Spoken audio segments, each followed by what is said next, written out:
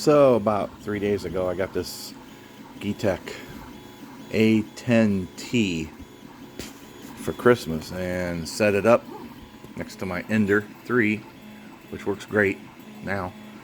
But man, it's a 3 extruder feed into one nozzle, and Cura has a setting specifically for this printer, but it is awful, so don't use it. It is completely worthless. So I've watched several videos trying to determine how can I get this to print. I just wanted to print simply one from one extruder like I'm doing now from this number 1, printing the gray.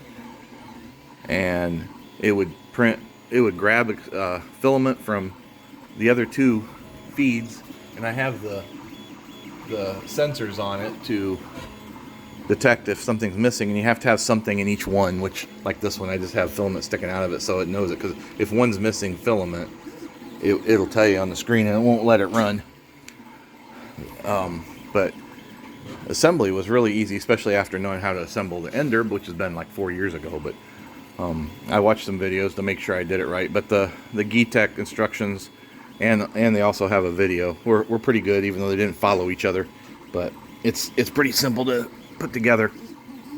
The only thing is, by the way, if you ever get one of these newer ones, this connection here, you've got to do this wire tie correct, because if not, this connector comes out. And I had it on there, but because I had it ahead of this little bump of wire, it still pulled out after a few prints, and then all of a sudden the head wasn't heating and I didn't notice, and the fan wasn't running, and so it became obvious there was a problem. Oh, I pushed it in, put a new one on there. These are the filament holders, which will soon be up on top, because that's what it's printing, is new filament holders that'll be mounted up here.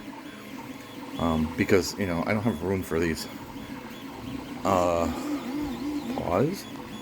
But what I'm getting to about this is not me telling you how to set up, but to show you the link to the video of the guy that I followed to set this up, that changed it from a terrible print to a great print. Because some of my prints, see, I think I threw the one away. And oh no, here's one. I was trying to print these filament holders. Oops, sorry. Look how bad that is.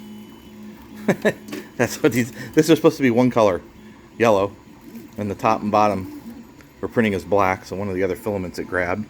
You can see some red in there from the 3rd filament.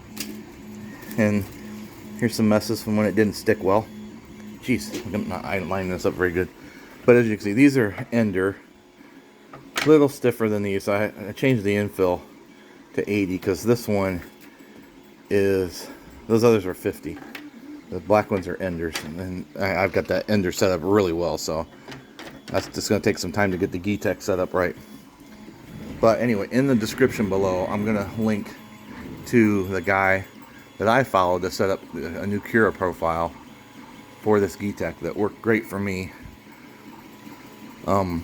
It wasn't going to help me as far as mixing colors, because that's what this can do. Like, I can take red and white and you can mix them together to make pink or something like that, which it doesn't look like that's going to be that hard. I might have to change some start codes in Cura, which another video showed me that, but that video was supposed to make it print good single color, and it didn't, no matter what I did.